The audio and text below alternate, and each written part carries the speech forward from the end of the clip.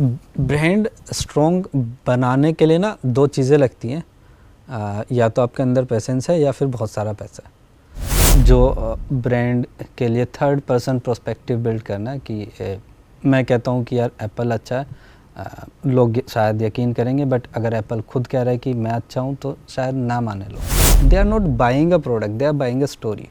A brand who is consumer facing, जो mass market में जाता है, उसको स्टोरी टेलिंग की बहुत ज़रूरत पड़ती है, क्योंकि मास में कंपटीशन बढ़ता है। आज के टाइम में ब्रांड सिर्फ प्रोडक्ट्स नहीं बेचते बल्कि स्टोरी बनाते हैं, एक ऐसी स्टोरी जो सीधे आपके दिल तक जाती है। नमस्कार, मैं हूं अंजलि यादव एंड आप देख रहे हैं IITM उन्मेष, जहां हम ideas, creativity and real world learnings को लाते हैं। आज के इस स्पेशल एपिसोड में मेरे साथ मौजूद हैं मिस्टर राशिद अली सर, जो कि एक पैशनेट राइटर हैं and he is a CMO at college Vidya. तो आइए उनका स्वागत करते हैं एंड उनसे बात करते हैं आज के special topic on crafting the brand identity using story telling. Hello sir, welcome to our podcast. Thank you so much. Thank you sir for coming in this podcast and sir मैं आपसे एक question पूछना चाहती हूँ कि आज के इस डिजिटल एरा में ब्रांड को स्टोरी टेलिंग से हम कैसे शोकेस कर सकते हैं, उनकी आइडेंटिटी हम कैसे अलग दिखा सकते हैं। ओके, सो स्टार्ट करते हैं ना। स्टोरी टेलिंग पे आने से पहले आई थिंक मुझे लगता है पहले हमें ये समझना चाहिए कि ब्रांड होता है क्या एग्जैक्टली। Yes sir. अगर हम नॉर्मल लोगों की बात करें तो उनको लगता है कि एक लोगो ब्रांड है, जबकि ऐसा नहीं होता है। Logo is just a part of brand. Basically तीन चीज़ों में डिफ़ाइन कर सकते हैं हम उसको कि लोग सुनते क्या हैं, देखते क्या हैं और बिलीव क्या करते हैं। अब सुनते क्या हैं उसमें आ जाता है आपका कि ब्रांड की टोनैलिटी क्या है, ब्रांड की वॉइस क्या है, ब्रांड की टैगलाइन क्या है, या ब्रांड की पोजीशनिंग क्या है, इसको वैसे डिफ़ाइन करते हैं। उसके बाद में आता है कि लोग देखते क्या है, उसमें एक पार्ट होता है ब्रांड लोगो। अब लोगों के अलावा भी बहुत सारी चीज़ें होती हैं जो हमें दिखती हैं ब्रांड में। वो कलर हो सकता है, टाइपोग्राफी हो सकती है, पैकेजिंग हो सकती है। तो उसके बाद में आता है एक बिलीफ कि यार लोगों को बिलीफ क्या दिला रहे हो आप एज ए ब्रांड। अब बिलीफ में वो पोजीशनिंग का पार्ट हो जाता है कि आप ब्रांड को पोजीशन कैसे कर रहे हो। कि अब लोगों में भी बहुत सारी चीज़ें होती हैं लोगों को डिफ़ाइन करने में। टाइपोग्राफी लोगो होते हैं, कुछ लोग आइकन यूज़ करते हैं, कुछ लोग वर्ड मार्क यूज़ करते हैं। तो ऐसे करके ना बहुत सारी चीज़ें होती हैं जो हमें देखनी चाहिए एज ए ब्रांड कि यार अगर मुझे पूरा होलिस्टिकली ब्रांड को समझना आता तो उसमें सबसे ज़्यादा इम्पोर्टेंट होती है कि जैसे हम एग्जांपल के तौर पे लें कि ज़ोमैटो, अगर रेड कलर आता है तो हमें ज़ोमैटो याद आता है, राइट? तो वो एक ब्रांड की आइडेंटिटी का पार्ट है। वैसे ही अगर हम स्विगी के नोटिफिकेशंस देखें, वो उसकी टोन ऑफ वॉइस है, उनके जो भी मैसेज आते हैं या फिर नोटिफिकेशंस आती हैं, यू फील समथिंग सम की person is setting like you are talking to someone जो थोड़ा सा प्लेफुल है, मजाक करता है, हंसी दिलाता है, अलग तरीके से बात करता है। वैसे ही ये एक ब्रांड होता है जिसको हम लुक एंड फील की बात करते हैं। अगर सपोज़ मैं बात करूँ, कलर्स में भी बहुत सारी चीज़ें होती है। कलर को डिफ़ाइन करते हैं तो जैसे ब्लू कलर लिंक्डइन का है। yes. तो जब मैं लिंक्डइन देखता हूँ तो मुझे एक सियोरिटी नज़र आती है। तो कलर की साइकोलॉजी भी समझनी बहुत ज़रूरी होती है किसी भी ब्रांड को डिफ़ाइन करने में। अब आते हैं हम दूसरी चीज़ पे, वो होता है कि स्टोरी टेलिंग क्या होती है। ब्रांड्स के लिए स्टोरी टेलिंग क्यों ज़रूरी है डिजिटल एरा में। सबसे पहले समझना ये है कि एक ब्रांड स्टोरी टेलिंग क्यों करता है, क्यों ज़रूरी होती है स्टोरी टेलिंग। तो मैं एक केस स्टडी बताऊँ तो 1980s के आसपास ना नाइकी लूज़ कर रहा था market. At that time they were selling shoes, then they started telling the story, just do it. So that's how they crafted कि आज अगर हम बात करें नाइकी को समझे तो नाइकी को अब लोग शूज़ के लिए नहीं ख़रीदते हैं या शूज़ नहीं ख़रीदते हैं नाइकी की, उसकी स्टोरी ख़रीदते हैं। जब वो देखते हैं कि एक नॉर्मल आदमी भी पहन के नाइकी शूज़ प्राउड फील करता है तो वो एक स्टोरी होती है। उनको लगता है कि उन्होंने एक ब्रांड पहना है। तो उसको अगर मैं टर्मिनोलॉजी में डिफ़ाइन करूँ तो वो होता है सेल्फ रिफ्लेक्शन कि यार मैं ये पहन के कैसा लगूँगा। सपोज़ मेरे हाथ में आईफोन है तो मैं कैसे लगूँगा, हाथ में आईफोन लेके, तो वो उनकी आइडेंटिटी का पार्ट बन जाता है। तो ये स्टोरी टेलिंग से ही आता है। Okay sir. एंड जो नेक्स्ट क्वेश्चन है मेरे मन में, तो यही है कि जैसा आपने बताया कि अलग अलग टैगलाइंस होती हैं, जिंगल्स होते हैं, जिनसे हम उनको डिफ़ाइन कर पाते हैं कि कौन सा आइडेंटिटी है। बट अगर कोई हम नया ब्रांड स्टार्ट कर रहे हैं, तो हमें उन चीज़ों में, अभी एग्जिस्टिंग मार्केट में बहुत सारे ब्रांड हैं, उनके अलग अलग आइडेंटिटी समझने के लिए है चीज़ें। बट फिर अगर हमें नए ब्रांड को प्रमोट करना है, तो हम उनमें क्या क्या चीज़ें और ऐड ऑन करें जिससे हम एक अलग स्टैंड आउट करें मार्केट में। ओके, सो यहाँ पे ना बहुत बड़ा रोल होता है ब्रांड पोजीशनिंग का। अगर मैं एग्जांपल दूँ, ब्रांड पोजीशनिंग होता क्या है? ब्रांड पोजीशनिंग जैसे अगर हम बात करें कि एग्जांपल लें डव, राइट, और पियर्स, राइट, दोनों शॉप हैं, दोनों सेम तरीके से सेम कैटेगरी में compete करते हैं। वहीं पे जहाँ ब्रांड पोजीशनिंग डव की वो है कि वो ब्यूटी की बात करता है, वो बोलता है कि सब सुंदर है, सब ब्यूटीफुल है, रियल ब्यूटी की बात करता है ना। वो साइज, शेप या कलर से डिफाइन नहीं करता ब्यूटी को। तो वो उनकी ब्रांड पोजीशनिंग वो है कि यार as a brand we want to communicate in such a way. तो ये हमारी स्टोरी टेलिंग का एक बेसिकली हमें एक डायरेक्शन मिलती है कि यार हमें क्या बात करनी है एज ए ब्रांड, कैसी स्टोरीज बनानी है। वहीं पे पियर्स की बात करें तो सुंदरता, कोमल, इस तरीके के वर्ड्स वो लोग यूज़ करते हैं, या फिर वो ब्यूटी दिखाते हैं, बताते नहीं है, डिफाइन उसको, वो सुंदर को दिखा के फिर बेचते हैं, राइट। तो ये ब्रांड पोजीशनिंग का पार्ट होता है। तो जब हम ब्रांड पोजीशनिंग कर लेते हैं किसी भी ब्रांड की, तो उसके बाद में आता है कि यार उसको हम स्ट्रेटेजिकली लोगों को दिखाएं कैसे। अब उसके लिए हमें फिर मीडियम चुनना पड़ता है कि यार कौन सा मीडियम चुनेंगे हम, ऑफलाइन मीडियम चुनेंगे, ऑनलाइन मीडियम चुनेंगे, डिजिटल में भी बहुत सारी चीज़ें डिफाइन होती हैं। तो दो चीज़ें ना ब्रांड में बहुत ज़्यादा मैटर करती है, एक तो मैसेज और एक मीडियम। अब मीडियम मोस्टली लोग डिजिटली यूज़ करते हैं, है ना। मीडियम की कमी नहीं है, मीडियम पे इतने लोग रील्स बना रहे हैं, इतने लोग मैसेजिंग कर रहे हैं, इतने ब्रांड पैसा लगा रहे हैं, right. And when you are starting a new brand, तो एक जो मैसेज होता है, मैसेज का रोल बहुत बड़ा हो जाता है कि आप मैसेज क्या डिलीवर कर रहे हैं एज ए ब्रांड। अब मैसेज क्या होता है? मैसेज होता है ब्रांड पोजीशनिंग। सपोज मैं बात करूं कि ब्रांड ब्लिंकिट जब स्टार्ट हुआ तो उन्होंने बोला कि यार 10 मिनट में डिलीवर करेंगे। तो वो उनका मैसेज बहुत क्लियर था, शार्प था, लोगों ने उसमें कनेक्ट करा, तो उन्होंने सर्विस को यूज़ करा। तो इसीलिए स्टोरी टेलिंग बहुत ज़रूरी हो जाती है। वहीं पे जब मार्केट में दो कंपटीशन आ गए, स्विगी इंस्टामार्ट भी आ गया, तो स्विगी इंस्टामार्ट ने आके ये नहीं करा कि 10 मिनट में डिलीवर करेंगे, because they were competing, like they Blinkit ने वो स्टैब्लिश कर दिया था कि 10 मिनट में डिलीवरी हो सकती है। Now they got into story telling format. तो उन्होंने क्या किया कि एक कैंपेन निकाला जिसमें आप स्विगी इंस्टामार्ट पे टाइप करते हो जूही चावला, राइट, चावल की जगह पे चावला लिखा जाता है, तो वहाँ से तुरंत स्विगी वाले जूही चावला को उठा के लेके आते हैं, right. But they were suppose to type chawal, right. तो फिर उसके बाद में वो ऑटो करेक्ट होता है, तो फिर वो चावल लेके आते हैं। सो दे ट्राई टू शो कि स्टोरी के थ्रू कि यार हमारे पास ना सब कुछ मिलता है।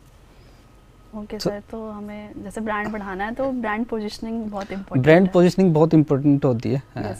आपको वैल्यू दिखानी पड़ेगी, what is your value as a brand, जो आपको डिलीवर करनी है, उसी की हिसाब से फिर आपको ब्रांड पोजीशन करना पड़ेगा। Okay sir. एंड सर मैं नेक्स्ट आपसे ये पूछना चाहूँगी कि आपके पास और कोई ऐसा रियल लाइफ एग्जांपल जहाँ पे स्टोरी टेलिंग ने ब्रांड आइडेंटिटी को रीबिल्ड करने में और मदद की हो? स्टोरी टेलिंग ने ब्रांड आइडेंटिटी को रीबिल्ड किया। Yes sir. तो अब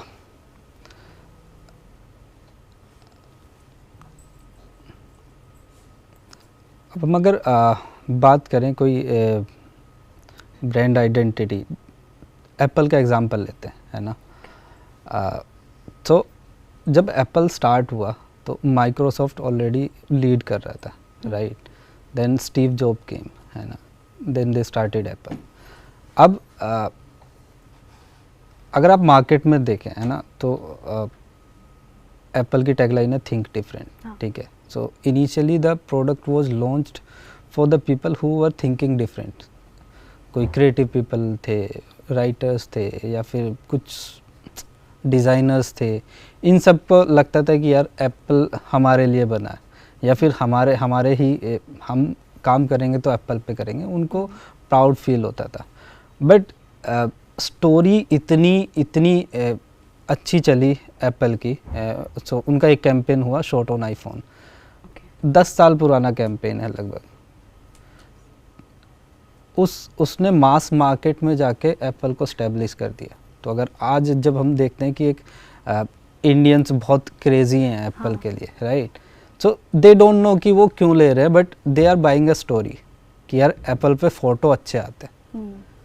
इवन तो उनकी लाइफ में शायद वो फ़ोटो ना खींचते हों या फिर वो वीडियोस ना बनाते हों, बट उसके बावजूद भी they are buying Apple. Why? They are not buying a product, they are buying a story. तो जब आपको मास से कनेक्ट करना होता है, जब आपको लोगों तक पहुंचना होता है, या फिर बिना फीचर्स बताए बात करनी होती है, तो स्टोरी टेलिंग एक बहुत बड़ा रोल डिफाइन करती है। तो ये एक बहुत बड़ा एग्जांपल है जहाँ पे स्टोरी टेलिंग ने पूरे ब्रांड को ही अलग तरीके से लोगों को प्रेजेंट करा। Okay sir. एंड सर, मैं लास्ट क्वेश्चन आपसे ये पूछना चाहूँगी कि जो स्टूडेंट्स अपना करियर डिजिटल मार्केटिंग में बनाना चाहते हैं, तो उनके लिए आपका क्या सजेशन है? तो करियर बनाने के लिए मार्केटिंग में सबसे पहले ज़रूरी है समझना कि यार डिजिटल मार्केटिंग होता क्या है ना। डिजिटल मार्केटिंग सिर्फ ये नहीं है कि आप जाके पोस्टिंग कर रहे हो, आप जाके रील्स बना रहे हो, ये डिजिटल मार्केटिंग नहीं है। नॉर्मली लोगों को वैसा ही लगता है कि यार डिजिटल मार्केटिंग में जाएंगे तो हम ये कर लेंगे, है ना, कि रील बनाएंगे, डेली मज़े करेंगे, ये करेंगे, ठीक है। बट उससे पहले बहुत ज़रूरी है समझना कि रोल्स क्या क्या होते हैं डिजिटल मार्केटिंग में। जैसे डिजिटल मार्केटिंग में राइटर्स लगते हैं, स्ट्रेटेजिस्ट लगते हैं, प्लानर्स लगते हैं, उसके अलावा मैनेजर्स लगते हैं, सर्विसिंग पर्सन लगते हैं। तो ये जॉब रोल्स हैं जो हमें समझना बहुत ज़रूरी है। अब स्ट्रेटेजिस्ट का काम क्या होता है वो समझना बहुत ज़रूरी है। तो अगर आप अप्रोच कर रहे हो किसी भी फील्ड में जॉब, तो आपको उस फील्ड को बहुत ही इन डेप्थ जाके समझना पड़ेगा, जॉब रोल्स समझने पड़ेंगे, इंस्टेड ऑफ कि मैं मार्केटिंग में जा रहा हूँ। तो स्ट्रेटेजिस्ट का जैसे काम होता है, स्ट्रेटेजी डेटा एनालिसिस करता है, रिसर्च एनालिसिस करता है, देन ही फिगर आउट कि यार मुझे क्या रूट लेना है कैंपेन के लिए, या फिर ब्रांड के लिए क्या रूट लेना है। सपोज जैसे एक अगर मैं एग्जांपल दूं कि किसी ने जैसे स्ट्रेटेजिस्ट का रोल ये होता है कि मारुति जैसे कैंपेन मास प्रोडक्ट है, राइट, वहीं पे किसी ने रिसर्च करी होगी, समझा होगा कि यार मारुति को लोग इसलिए खरीदते हैं क्योंकि वो फ्यूल एफिशिएंट है। तो उसको वहीं से स्टोरी टेलिंग के लिए उसने आइडिया लिखा होगा कि यार जुपिटर का एक एग्जांपल दूँ तो उसमें बहुत होता है कि ये खाती कितना है, ऐसा कुछ एक कैंपेन किया था उन्होंने, राइट। तो किसी ने रिसर्च करा कि इंडिया के लिए बहुत ज़रूरी है कि माइलेज अच्छा हो, तो किसी स्ट्रेटेजिस्ट ने वो स्ट्रेटेजी डेवलप करी होगी। Then some creative person, writer, उसको ये लाइन दिमाग में आई होगी कि खाती कितना है, राइट। तो स्ट्रेटेजिस्ट का जॉब है कि एक इंसाइट निकाल के देना, और क्रिएटिव राइटर का रोल होता है कि यार उस इंसाइट पे एक अच्छी लाइन लिखना जो लोगों को याद रहे। तो हमें रोल समझना बहुत ज़रूरी है सबसे पहले किसी भी फील्ड में। अब डिजिटल मार्केटिंग में भी और मैं बहुत सारे आपको डिपार्टमेंट बता देता हूँ, जैसे इन्फ्लुएंसर मार्केटिंग है ना, परफॉर्मेंस मार्केटिंग है, उसके अलावा एसईओ है। अब परफॉर्मेंस मार्केटिंग में भी ना आपको बहुत सारे लोग मिलेंगे, राइट। परफॉर्मेंस मार्केटिंग होता है क्या, बेसिकली जो कैंपेन्स रन करते हैं मेटा पे, गूगल पे, है ना, तो वो भी एक जॉब रोल है। तो आपको पहले जॉब रोल समझना है, फिर डिपार्टमेंट चूज़ करना है। अगर आप वैसे जाओगे कि यार मुझे डिजिटल मार्केटिंग में काम करना है, तो आई डोंट थिंक कि आप वो स्किल डेवलप कर पाओगे, पहली बात कि यार जो उस जॉब रोल के लिए चाहिए। और बिना स्किल के किसी भी फील्ड में जा रहे हो तो आई डोंट थिंक कि करियर बनेगा। So okay sir, thank you. And sir, हमारे ऑडियंस के अगर कुछ क्वेश्चंस है तो उनसे रहेगा। हेलो सर, माई सेल्फ समृद्धि।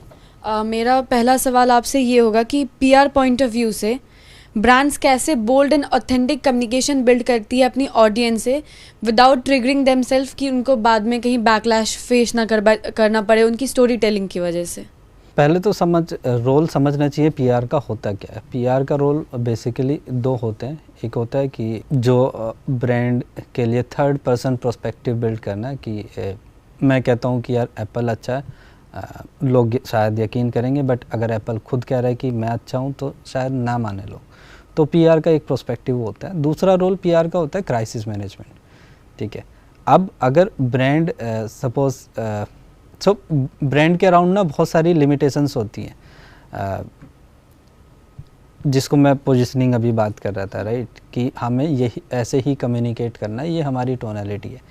एग्जाम्पल के लिए हार्ले डेविडसन, जब मैं हार्ले डेविडसन बोलता हूँ देन यू फील लाइक कि माचो, लाइक बल्कि, एक जैकेट लेदर में, that kind of a personality है ना।